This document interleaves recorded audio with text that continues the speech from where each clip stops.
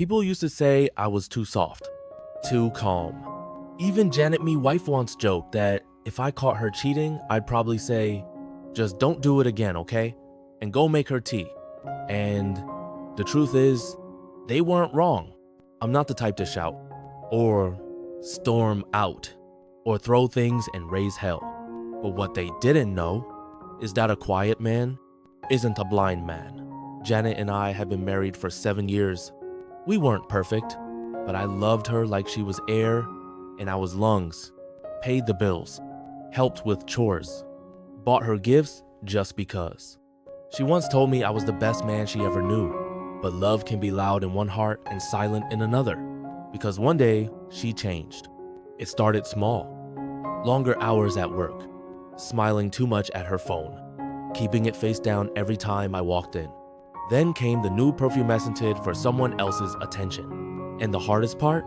She stopped touching me, like I became invisible in my own home. I didn't argue. I didn't accuse. I just watched, because sometimes silence sees everything. Then one day, someone I barely remembered, a classmate I once lent money to, called me. He said, "Bro, I work security now. I've seen your wife at a client's place too many times. You should look into that." I didn't waste time. I hired him the next morning, paid him well, and what he gave me shattered me. Photos, videos, screenshots, WhatsApp backups. Janet wasn't cheating with just anyone. She was juggling two men. One was her boss, the same man who called me our husband every time I visited her office. The other was her ex. Yeah, the same one who ghosted her before we ever met.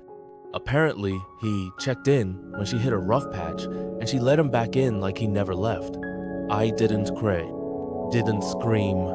I just sat there, numb. But I knew one thing. Revenge isn't loud. It's quiet and cold and timed. So I waited. Her birthday was coming. She planned a dinner, booked a nice restaurant, invited her girls, did her makeup, wore those red heels I once said made her look like fire. She looked like everything except mine. At the table, I handed her a small gift box. She smiled, giggling like a schoolgirl. "Ah, baby, what did you get me?" She opened the box. Inside, a USB drive, printed screenshots of her texts, a hotel receipt with her name on it, and, on top of it all, diver's papers. Her smile cracked. Her hands trembled. The room went dead silent. I looked her dead in the eye and said, "I didn't want to ruin your birthday, but then I remembered you already ruined our marriage." She tried to speak. I raised my hand. "No, please don't. This isn't for arguments. Just sign the papers. Everything else, my lawyer will handle." She broke. Right there. Her friends froze. One even gasped. The boss guy wasn't there, but I made sure he got a neat envelope in his office mailbox, the next morning photos and all. And her ex? I sent him a simple message. "You can have her. Just be ready to lose her the same way I did." It's just begun as she puts her hand in mine.